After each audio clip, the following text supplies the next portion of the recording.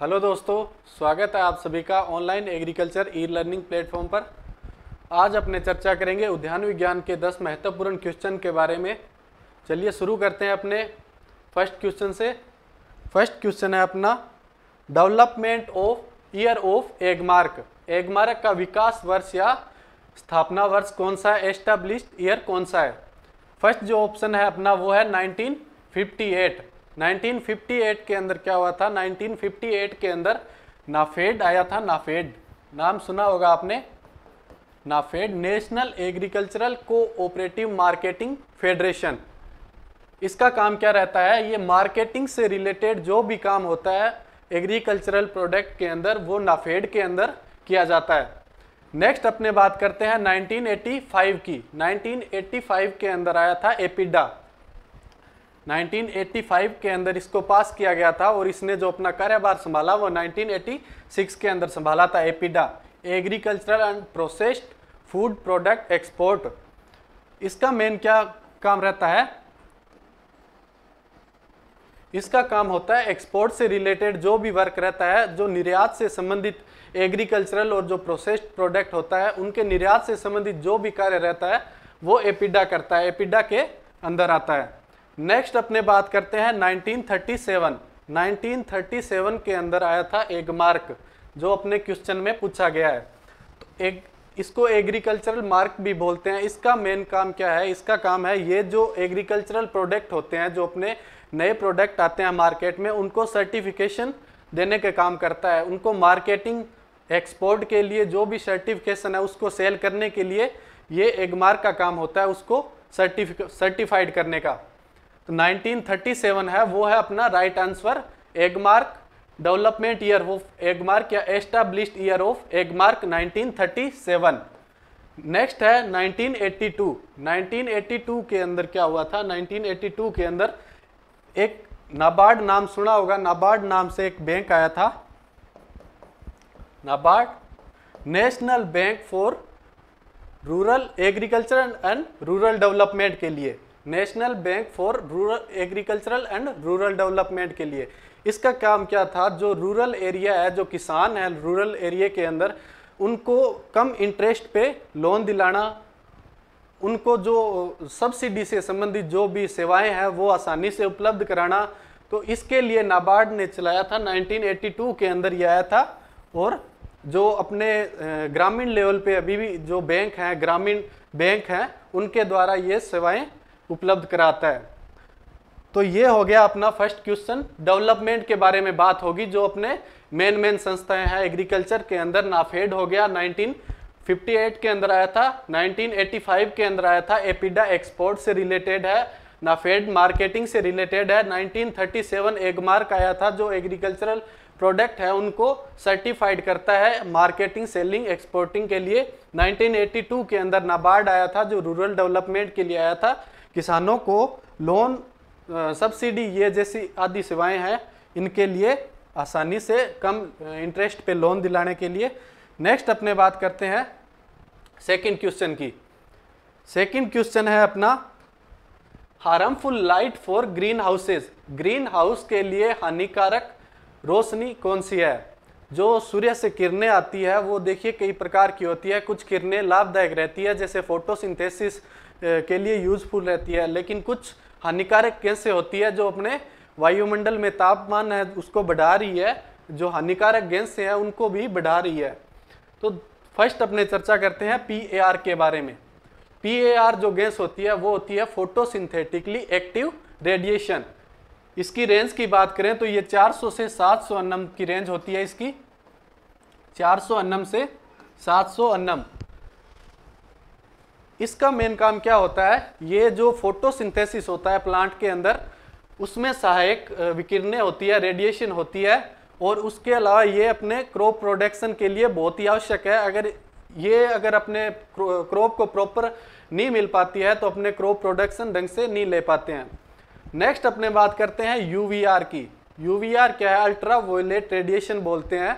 इसको दो भागों में बांटते हैं अपने, UV first, UV second. UV first और UV सेकंड। देखिए जो फर्स्ट होती है उसकी रेंज रहती है 315 से 400 nm। 315 से 400 अन्नम। इसका मेन काम क्या रहता है, जो स्टेम डेवलपमेंट से रिलेटेड जो भी काम रहता है, स्टेम को वृद्धि कराने से रिलेटेड जो भी काम रहता है प्लांट का, वो होता है यूवी फर्स्ट का।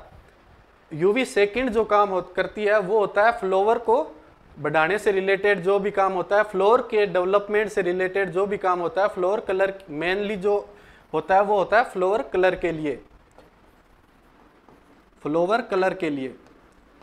तो ये होगी अपने यूवी फर्स्ट सेकंड की बात। तो ये भी इसके लिए हानिकारक नहीं है, प्लांट के लिए आवश्यक विकिरणें है। नेक्स्ट बात करते हैं अपने NIR की, नियर इंफ्रारेड रेडिएशन।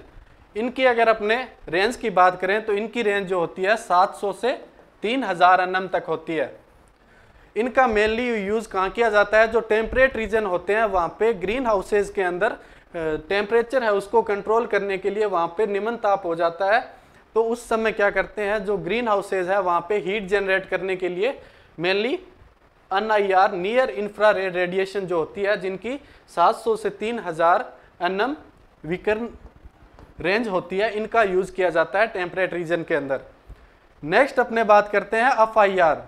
FIR जो है इसको बोलते हैं फार इंफ्रारेड रेडिएशन। इसकी जो रेडिएशन की बात करें तो ये 3000 से लेके 1 लाख तक होती है, 1 लाख तक इनकी रेंज होती है। और ये जो विकिरणें रहती है या ये जो रेंज होती है इसकी, ये बहुत ही हानिकारक होती है। ये अपने ग्रीन हाउसेज प्रभाव डालती है, ग्रीन हाउसेज जो गैसें होती है उनको बढ़ाती है।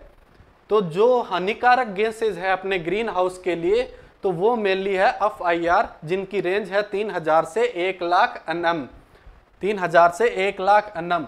ये CO2 मीथेन जैसी गैसें होगी, उनकी कंसंट्रेशन है ग्रीन हाउस में बढ़ा देती है।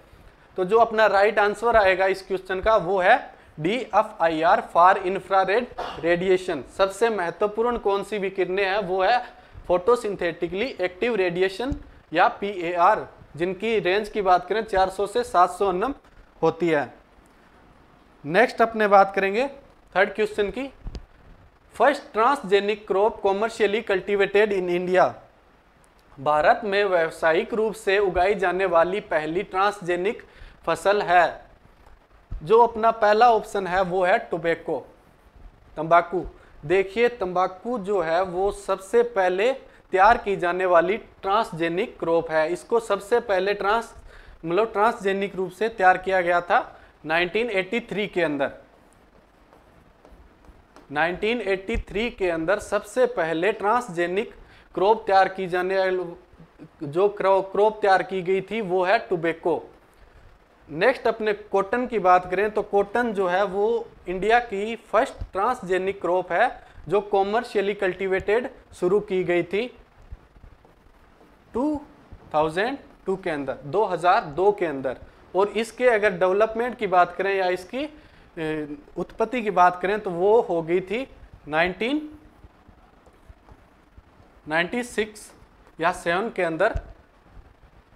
नेक्स्ट सोयाबीन की बात करें, सोयाबीन है वो सबसे ज़्यादा उगाई जाने वाली क्रॉप है, ट्रांसजेनिक क्रॉप है, जो विश्व में लगभग अपने 100% की 85% ट्रांसजेनिक क्रॉप ली जाती है। सबसे ज़्यादा उगाई जाने वाली क्रॉप है सोयाबीन, ट्रांसजेनिक क्रॉप सबसे ज़्यादा उगाई जाती है वो है सोयाबीन विश्व स्तर पर। और इसकी कब हुई थी, 1996 के अंदर। 1996 के अंदर इसका डेवलपमेंट हुआ था फर्स्ट क्रॉप का। नेक्स्ट बात करते हैं मेज। तो मेज सेकंड इंपॉर्टेंट क्रॉप है जो विश्व स्तर पर सबसे ज़्यादा ट्रांसजेनिक रूप में उगाई जाती है। इसका भी डेवलपमेंट 1996 के अंदर हुआ था, 1996 के अंदर। और मॉन्सेंटो कंपनी है उसने विकसित किया था और USA के अंदर किया था इसका डेवलपमेंट। नेक्स्ट अपने बात करते हैं फोर्थ क्वेश्चन के बारे में। फोर्थ जो क्वेश्चन है अपना वो है which type of asexual propagation found in mangosteen. मतलब मैंगोस्टीन के अंदर किस प्रकार का अलैंगिक जनन पाया जाता है। पार्थेनोकार्पी, फर्स्ट जो ऑप्शन है वो है पार्थेनोकार्पी। देखिए पार्थेनोकार्पी क्या होता है, जब कोई मतलब फल है उसका डेवलपमेंट हो रहा है विदाउट पोलिनेशन एंड फर्टिलाइजेशन। मतलब प्लांट है उसमें पोलिनेशन भी नहीं हो रहा और फर्टिलाइजेशन भी नहीं हो, पोलिनेशन नहीं होगा तो फर्टिलाइजेशन भी नहीं होगा। तो उसके बिना भी जब फ्रूट का निर्माण हो जाता है तो उसको बोलते हैं पार्थेनोकार्पी। ठीक है, अब बात करते हैं पार्थेनोजेनेसिस की। पार्थेनोजेनेसिस क्या होता है? जब इस फ्रूट के अंदर, जब पार्थेनोकार्पी ये फ्रूट है, इसके अंदर जब सीड का निर्माण हो जाता है तो इस क्रिया को बोलते हैं पार्थेनोजेनेसिस। एक बात ध्यान रखिए, जो पार्थेनोकार्पी सीड होता है, जो पार्थेनोकार्पी फ्रूट होता है, उसके अंदर सीड नहीं पाए जाते, सीड लेस होता है जो पार्थेनोकार्पी फ्रूट होता है, जो बिना पोलिनेशन फर्टिलाइजेशन के डेवलप्ड होता है, उसमें सीड नहीं पाए जाते। लेकिन मैंगोस्टीन के अंदर बात करें तो मैंगोस्टीन के अंदर जो पार्थेनोकार्पिकली फ्रूट डेवलप्ड होता है उसके अंदर सीड भी पाए जाते हैं। तो ये सीड जो होते हैं वो बिना पोलिनेशन से तैयार हुए हैं, बिना फर्टिलाइजेशन से तैयार हुए हैं। तो इस प्रोसेस को क्या बोलते हैं? पार्थेनोजेनेसिस। और जो ये सीड होते हैं बिना पोलिनेशन से डेवलप हुए हैं, तो ये जो सीड होते हैं इनको अपने ट्रू टू टाइप सीड बोलते हैं।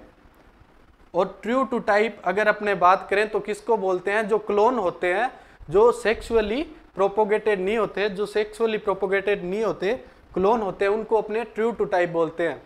तो ये सीड जो होते हैं ये भी पोलिनेशन से तैयार नहीं हुए, इसलिए इनको भी अपने ट्रू टू टाइप बोलते हैं इन सीड को। और इन सीड से अपने जब प्रोपोगेशन करते हैं तो उसको भी एसेक्सुअल प्रोपोगेशन के अंदर रखा जाता है या एसेक्सुअल प्रोपोगेशन माना जाता है। लेकिन बेसिकली जो सीड से प्रोपोगेशन होता है वो सेक्सुअली होता है। लेकिन जो अपने यहाँ सीड यूज कर रहे हैं वो ट्रू टू टाइप सीड है, उनमें वो जो उनका डेवलपमेंट हुआ है वो विदाउट पोलिनेशन फर्टिलाइजेशन हुआ है। तो जो अपना राइट आंसर होगा वो होगा पार्थेनोजेनेसिस। नेक्स्ट जो ऑप्शन है वो है पॉली एम्ब्रियोनी। पॉली एम्ब्रियोनी क्या होता है? पॉली एम्ब्रियोनी मतलब एक ही सीड के अंदर एक से अधिक जब एम्ब्रियोनी का डेवलपमेंट हो जाता है, भ्रूण का विकास हो जाता है, तो उस स्थिति को पॉली एम्ब्रियोनी बोलते हैं। पॉली एम्ब्रियोनी देखिए दो टाइप की होती है मेनली, एक होती है न्यूक्लियर पॉली एम्ब्रियोनी, एक होती है क्लीवेज पॉली एम्ब्रियोनी। जो न्यूक्लियर पॉली एम्ब्रियोनी है वो मेनली सिट्रस और मैंगो के अंदर देखने को मिलती है, एग्जाम्पल की बात करें। और क्लीवेज जो पॉली एम्ब्रियोनी है वो कोकोनट जो प्लांटेशन क्रॉप है उसमें, और उसके अलावा वेजिटेबल की बात करें तो आपने नाम सुना होगा एलिफेंट फूटियाम का। एलिफेंट फूटियाम में भी क्लीवेज पॉली एम्ब्रियोनी देखने को मिलती है। तो जो अपना आंसर आएगा वो आएगा पार्थेनोजेनेसिस। सीड से प्रोपोगेशन होता है, लेकिन सीड जो तैयार हुए हैं वो एसेक्सुअली मेथड से हुआ है, उनमें पोलिनेशन फर्टिलाइजेशन नहीं हुआ, इसलिए जो सीड है वो ट्रू टू टाइप है। और जो प्रोपोगेशन में करेंगे अपने तो वो भी एसेक्सुअल प्रोपोगेशन कहलाएगा। चलिए ये हो गया मैंगोस्टीन। नेक्स्ट अपने बात करते हैं grinning indicator plant of citrus. Citrus का हरियाली सूचक पौधा है। अपने को सूचक पौधा बताना है सिट्रस का जो ग्रीनिंग के प्रति इंडिकेटर हो, सूचक हो।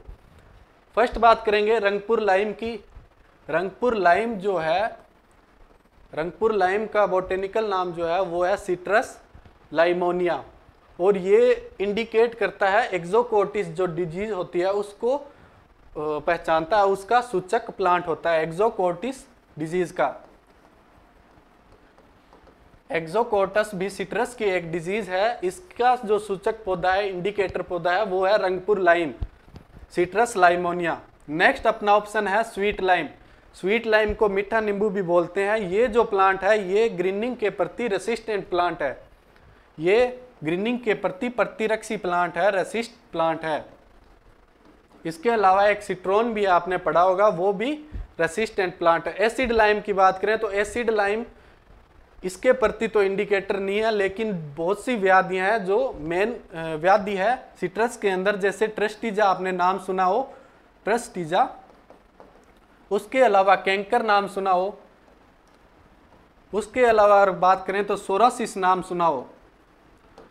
ये जो तीनों व्याधियां हैं, तीनों डिजीज है सिट्रस के अंदर, सोरोसिस, कैंकर और ट्रिस्टीजा, इन तीनों के प्रति सूचक पौधा है वो है एसिड लाइम, खट्टा नींबू या देसी नींबू भी बोलते हैं इसको। नेक्स्ट अपने बात करते हैं sweet orange variety pineapple. Sweet orange citrus sinensis, इसकी वैरायटी है पाइनएप्पल। तो ये जो वैरायटी है ग्रीनिंग के प्रति इंडिकेट करती है, इंडिकेटर वैरायटी है। इसके अलावा एक वैरायटी और है वेलेंसिया। वेलेंसिया पाइनएप्पल और वेलेंसिया दो वैरायटी है स्वीट ऑरेंज की, जो ग्रीनिंग के प्रति इंडिकेटर प्लांट है, ग्रीनिंग के प्रति सूचक पौधे हैं। ये बात होगी अपने इनके सूचक की, इंडिकेट की। रंगपुर लाइम है वो एक्सोकोर्टिस के प्रति इंडिकेटर करता है। स्वीट लाइम है वो रेसिस्टेंट है ग्रीनिंग के प्रति। एसिड लाइम है वो ट्रस्टीजा, कैंकर, सोरोसिस, इन तीनों के प्रति इंडिकेटर प्लांट है। स्वीट ऑरेंज की बात करें वो उसकी दो वैरायटी है, पाइनएप्पल और वेलेंसिया, जो ग्रीनिंग के प्रति इंडिकेटर प्लांट है। नेक्स्ट क्वेश्चन को देखते हैं। नेक्स्ट क्वेश्चन है अपना, choose the right order basis on physiological disorder. वैरायटियां दी हुई है, उनका फिजियोलॉजिकल डिसऑर्डर है जो कायिकीय विकार है, उनकी अपने पहचान करनी है और राइट क्रम में इनको बांटना है। तो चलिए पहले बात कर लेते हैं इनके डिसऑर्डर के बारे में। क्या होता है बंच नेक्रोसिस? बंच नेक्रोसिस क्या होता है? ये बहुत सीरियस डिजीज है ग्रेप के अंदर। जो सारा बंच होता है ग्रेप का, पूरा बंच है वो खराब हो जाता है, पिचक जाता है। इसके अंदर क्या होते हैं, जो अंगूर होते हैं वो कलर में ब्लैक होने लग जाते हैं, पिचक जाते हैं। उनसे जो रस होता है, उनका जो गुद्दा होता है वो बिल्कुल पानी मतलब जल में डेवलप हो जाता है। बंच नेक्रोसिस के अंदर पूरा गुच्छा है वो एक साथ खराब हो जाता है। पूरा गुच्छा ऐसे नहीं है, उसमें एक दो ये डिजीज पूरे गुच्छे के अंदर फैलती है, पूरे बंच के अंदर फैलती है, इसलिए ये सबसे सीरियस है, इसमें पूरा गुच्छा खराब हो जाता है। नेक्स्ट बात करते हैं पिंक बेरी फॉर्मेशन की। इसकी अगर बात करें ये होता किस कारण है, तो ये मैग्नीज की कमी के कारण और नाइट्रोजन इनके अंदर जब इनबैलेंस हो जाता है, इनकी मात्रा के अंदर इनबैलेंस हो जाता है, तो उसके कारण बंच नेक्रोसिस ग्रेप के अंदर होता है। पिंक बेरी फॉर्मेशन की बात करें तो पिंक बेरी फॉर्मेशन के अंदर क्या होता है, जो ग्रेप की राइपनिंग स्टेज होती है उस पे कुछ बेरीज है जो पिंक कलर की हो जाती है, उनमें स्वाद नहीं रहता, बिल्कुल भी फीकी या बहुत ज़्यादा खट्टी हो जाती है बेरी। आपने सुना होगा अंगूर तो खट्टे हैं, तो वो जो पिंक बेरीज होती है वो स्वाद में खट्टी होती है, पिंक बेरी फॉर्मेशन। इसके प्रति एक जीन है, इसके प्रति रेसिस्टेंट जीन है जो वैरायटी डेवलप के लिए यूज में लिया जाता है, MBY-A1। MBY-A1 जीन है, ये रेसिस्टेंट के लिए यूज में लिया जाता है। पिंक बेरी फॉर्मेशन से रेसिस्ट कोई वैरायटी डेवलप करते हैं तो ये जीन यूज में लेते हैं अपने। नेक्स्ट है अनइवन राइपनिंग। अनइवन राइपनिंग क्या होता है, इसके अंदर जो बेरी है वो एक साथ राइपन नहीं हो पाती, नाम से स्पष्ट हो रहा है। ये किस कारण होता है, जो हार्मोन इम्बैलेंस हो जाता है या जो इन्वायरमेंटल फैक्टर होता है उसके कारण राइप बेरी जो होती है वो प्रॉपर राइप नहीं हो पाती। कुछ बेरी है राइप हो जाती है लेकिन कुछ अभी भी मैच्योर स्टेज पे रहती है। नेक्स्ट अपने बात करते हैं पोस्ट हार्वेस्ट बेरी ड्रॉप की। पोस्ट हार्वेस्ट बेरी ड्रॉप क्या होता है, अपने हार्वेस्ट करने के बाद जो बंच होती है उसमें से 2 या 3 दिन के बाद जो बेरी है, आपने देखा होगा कभी आप अंगूर लेके आए घर पे तो उसमें कुछ बेरियां जो होती है वो बंच से अलग हो जाती है। वो किस कारण होता है, वो देखिए जो बेरी का पेडिकल होता है उसके साथ जो संबंध होता है वो बहुत ही वीक होता है। किस कारण होता है, पोलिनेशन स्टेज पे या प्रॉपर पोलिनेशन ना होने के कारण उसमें जो कांटेक्ट बना होता है वो बहुत ही वीक रह जाता है। तो इस कारण पोस्ट हार्वेस्ट बेरी ड्रॉप देखने को मिलता है ग्रेप के अंदर। कुछ वैरायटियों के अंदर कुछ वैरायटी है जो इसके प्रति बहुत ही ज़्यादा संवेदनशील है, ससेप्टिबल है।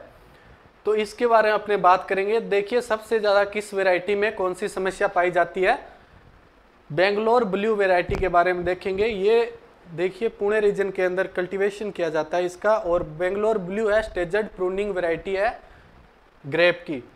बेंगलोर ब्लू जो वैरायटी है ये अनइवन राइपनिंग की समस्या इसके अंदर बहुत ज़्यादा पाई जाती है। इसमें फ्रूट है वो एक साथ राइपन नहीं हो पाते हैं। इसके लिए अपने क्या करते हैं, इसमें इथाइलिन का छिड़काव करते हैं 250 ppm। 250 ppm इथाइलिन हार्मोन है जो राइपनिंग हार्मोन है, उसका स्प्रे करते हैं या छिड़काव करते हैं। नेक्स्ट जो अपना वैरायटी है वो है अनाब एसाई। अनाब एसाई वैरायटी है, साउथ में आपने नाम सुना होगा डॉक्टर शंकर पिले। तो उनके द्वारा डेवलप की गई वैरायटी है, होम गार्डन में डेवलप की थी। और इसके अंदर समस्या की बात करें, सबसे ज़्यादा पोस्ट हार्वेस्ट बेरी ड्रॉप की जो समस्या आती है, बेरी गिरने की जो समस्या आती है, वो अनाब ए शाही वैरायटी के अंदर आती है। तो जो अपना सेकंड का राइट आंसर होगा वो होगा D, post harvest berry drop. Thomson seedless variety करें तो ये अपने इंडिया के अंदर सबसे ज़्यादा कल्टीवेशन की जाने वाली वैरायटी है, रूलिंग वैरायटी है इंडिया के अंदर। ड्राइंग पर्पज़ के लिए भी बहुत ज़्यादा उपयोग किया जाता है इसका, और इसके अलावा रेजिन बनाने में इसका यूज़ किया जाता है। नेक्स्ट इसकी बात करें तो वाइट कलर की सीडलेस वैरायटी है थॉमसन सीडलेस। इसमें अपने फिजियोलॉजिकल डिसऑर्डर की बात करें या समस्या की बात करें तो वो पिंक बेरी फॉर्मेशन जो है, पिंक बेरी फॉर्मेशन, ये समस्या पाई जाती है थॉमसन सीडलेस के अंदर मुख्य रूप से। नेक्स्ट बात करते हैं तास ए गणेश की। तास ए गणेश जो है इसके अंदर मेनली बंच नेक्रोसिस की समस्या पाई जाती है। देखिए तास ए गणेश जो वैरायटी है इसके अंदर पिंक बेरी फॉर्मेशन की भी समस्या पाई जाती है, लेकिन अपने ऑप्शन के हिसाब से अगर देखें तो तास गणेश है उसमें बंच नेक्रोसिस जो फिजियोलॉजिकल डिसऑर्डर है वो भी एक सीरियस फिजियोलॉजिकल डिसऑर्डर है। तो जो अपना राइट आंसर आएगा वो आएगा फर्स्ट का C, Bangalore blue uneven ripening. Second Anab e Shahi जो वैरायटी है वो post harvest berry drop serious problem है। थॉमसन सीडलेस में बात करें तो pink berry formation serious problem है। तास ए गणेश की बात करें तो इसमें बंच नेक्रोसिस सीरियस प्रॉब्लम है। तो ये क्वेश्चन हो गया अपने फिजियोलॉजिकल डिसऑर्डर ऑफ ग्रेप के बारे में। नेक्स्ट अपने बात करेंगे सीरियस फिजियोलॉजिकल डिसऑर्डर ऑफ लीची। लीची का सीरियस फिजियोलॉजिकल डिसऑर्डर कौन सा है उसके बारे में बात करनी है। यहाँ पे कुछ फिजियोलॉजिकल डिसऑर्डर दिए गए हैं, अपने को इसमें से पहचान करनी है। फर्स्ट जो ऑप्शन है वो है अपना गेम्बोज। देखिए गेम्बोज जो फिजियोलॉजिकल डिसऑर्डर है वो मैंगोस्टीन का सीरियस डिसऑर्डर है। ये क्या होता है, इसके कारण हाई ह्यूमिडिटी जो होती है, जहाँ आर्द्रता बहुत ज़्यादा रहती है, तो उसमें क्या होता है जो फ्रूट होता है मैंगोस्टीन का या जो स्टेम होती है उससे एक लेटेक्स निकलता है। वो लेटेक्स जो इसकी स्टेम है या इसका फ्रूट का कवर होता है उस पर जमा हो जाता है, जिस कारण क्या होता है या तो इंसेक्ट वहाँ पे आते हैं या वहाँ पे फंगल डिजीज़ लगने का खतरा रहता है। तो ये जो एक सीरियस फिजियोलॉजिकल डिसऑर्डर है ये है मैंगोस्टीन का, गेम्बोज। नेक्स्ट अपने बात करेंगे चिकन टंग के बारे में। चिकन टंग देखिए, चिकन टंग है ये लीची का फिजियोलॉजिकल डिसऑर्डर है। अपना जो राइट आंसर है वो है चिकन टंग। ये किसके कारण होता है, जो पोलिनेशन होता है वो प्रॉपर ढंग से नहीं हो पाता है या फॉल्टी पोलिनेशन होता है, उसके कारण एम्ब्रियो एबॉर्शन का खतरा रहता है, इसके अंदर एम्ब्रियो एबॉर्शन हो जाता है। तो इसको चिकन टंग बोलते हैं, जो लीची के अंदर सबसे सीरियस फिजियोलॉजिकल डिसऑर्डर है। नेक्स्ट अपने बात करते हैं सन स्केल्ड की। सन स्केल्ड क्या होता है, जो सूर्य से विकिरणें आती हैं वो अगर फ्रूट की स्किन पे मतलब सीधा गिरती है तो उसके कारण क्या होता है, उसकी स्किन है उसमें जो प्रॉपर कलर होता है वो डेवलप नहीं होता, उसका कलर जो फॉल्ट हो जाता है, या उसमें जो गुद्दा होता है उसका मेसोकार्प होता है उसका भी फ्लेवर चेंज हो जाता है। तो ऐसी समस्याएं सन स्केल्ड के अंदर देखने को मिलती है। इसकी अगर वैरायटी करें किस में देखा जाता है तो ये मेनली पाइनएप्पल और पीच फ्रूट है जो उसके अंदर देखा जाता है। पाइनएप्पल, अनानास, पीच है जो। नेक्स्ट अपने बात करते हैं कैलिक्स कैविटी की। कैलिक्स कैविटी क्या होता है, ये परसिमोन की फिजियोलॉजिकल डिसऑर्डर है सीरियस।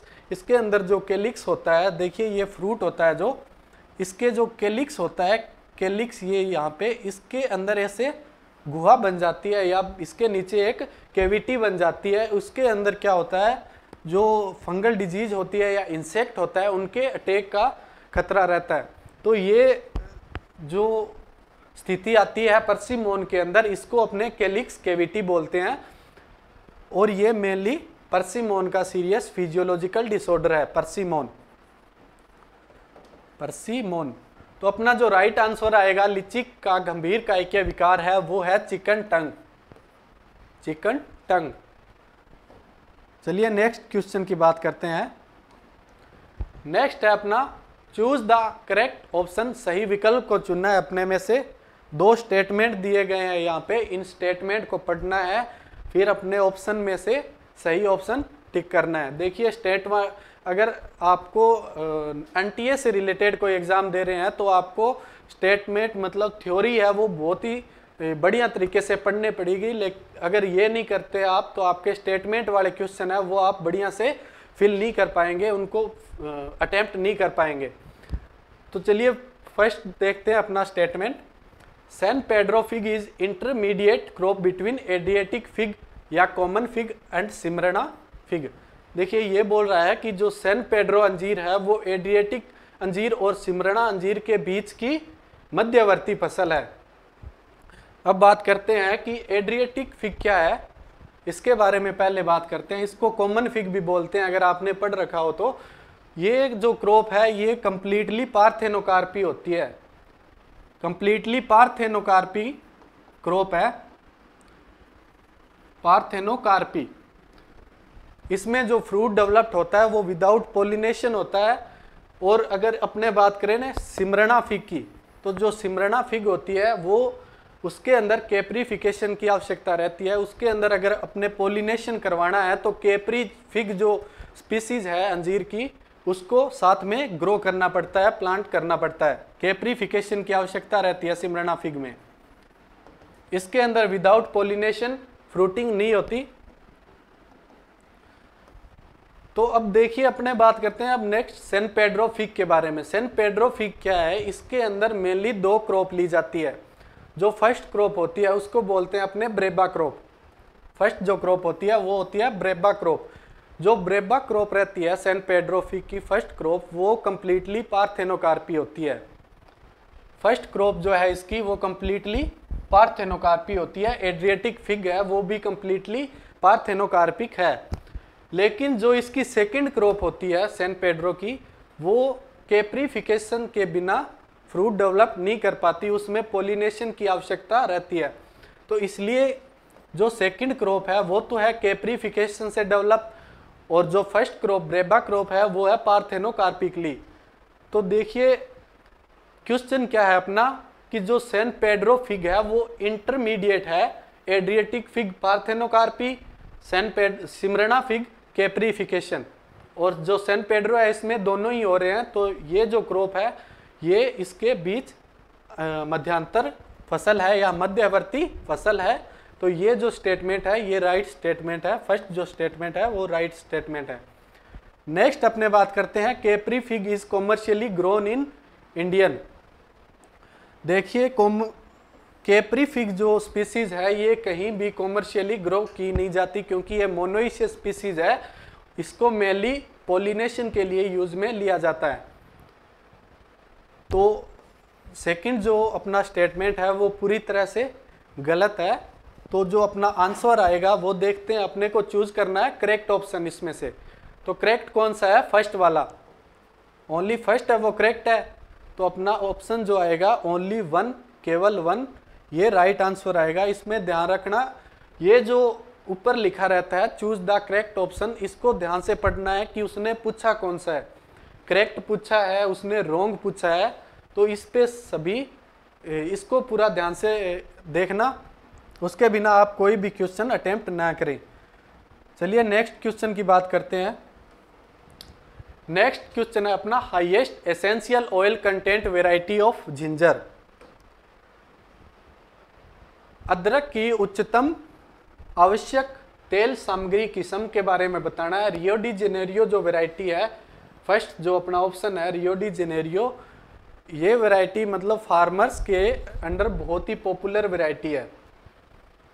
पॉपुलर अदरक की जो पॉपुलर वैरायटी है फार्मर्स के अंदर, जो फार्मर्स बहुत ज़्यादा पसंद करते हैं या जिसका बहुत ज़्यादा कल्टीवेशन करते हैं, वो है रियो डी जेनेरियो वैरायटी। इसके अंदर अगर अपने बात करें तो हाईएस्ट ओलियो रेजिन पाया जाता है, हाईएस्ट ओलियो रेजिन वैरायटी है ये, ओलियो रेजिन वैरायटी। नेक्स्ट अपने बात करते हैं हिमागिरी किस्म के बारे में। हिमागिरी जो किस्म है इसको ग्रीन जिंजर के लिए यूज में लिया जाता है, हरी अदरक के रूप में यूज में लिया जाता है मोस्टली। तो ये भी अपना राइट आंसर नहीं है, ग्रीन जिंजर। नेक्स्ट सुरुचि की बात करें तो सुरुचि है, इसकी हाईएस्ट ड्राई रिकवरी होती है। हाईएस्ट ड्राई रिकवरी जो वैरायटी है वो है सुरुचि, हाईएस्ट ड्राई रिकवरी। नेक्स्ट अपना ऑप्शन है कराकेली। तो देखिए कराकेली जो वैरायटी है वो हाईएस्ट एसेंशियल ऑयल वैरायटी है, इसमें सबसे ज़्यादा एसेंशियल ऑयल पाया जाता है, जिंजर की वैरायटी है कराकेली। तो जो अपना राइट आंसर आएगा वो आएगा डी कराकेली, highest oil essential oil. Next अपने बात करेंगे 10th क्वेश्चन की, लास्ट क्वेश्चन की। The main function of cytokinin is, cytokinin का मुख्य कार्य क्या है? देखिए अगर आपने हार्मोन्स पढ़े हैं तो ये बिल्कुल भी आपके लिए कठिन सवाल नहीं है, बिल्कुल भी हार्ड सवाल नहीं है आपके लिए। फर्स्ट अपने बात करते हैं सेल इलोंगेशन के बारे में। देखिए सेल इलोंगेशन का जो कार्य रहता है वो मुख्य रूप से ऑक्सीन का होता है। ऑक्सीन क्या करता है, आपने देखा जो प्लांट ग्रो करते हैं, हाइट में ग्रो करते हैं, लंबाई में वृद्धि करते हैं, तो वो काम जो करता है ऑक्सीन करता है। ऑक्सीन का काम होता है एपिकल डोमिनेंस का। तो जो फर्स्ट ऑप्शन है सेल इलोंगेशन, तो ये काम कौन करता है? ऑक्सीन करता है। सेल इलार्जमेंट की बात करें कि सेल को चौड़ाई में कौन बढ़ाता है या मोटापे में कौन बढ़ाता है, तो इसकी बात करें तो ये काम होता है GA3 जिब्रेलिन का। सेल इलार्जमेंट का काम जो रहता है ये GA3 का रहता है, जिब्रेलिक एसिड का रहता है। सेल डिवीजन जो है ये मेनली काम साइटोकाइनिन करती है। साइटोकाइनिन जो काम है कोशिका विभाजन का काम करती है। नेक्स्ट है ऑल ऑफ दीज। तो अपना जो राइट आंसर आएगा वो आएगा सेल डिवीजन। सेल डिवीजन अपना राइट आंसर आएगा। साइटोकाइनिन का जो मुख्य कार्य है वो है सेल डिवीजन का। तो आज का अपना टॉपिक यही समाप्त होता है। मिलते हैं नए टॉपिक के साथ। धन्यवाद।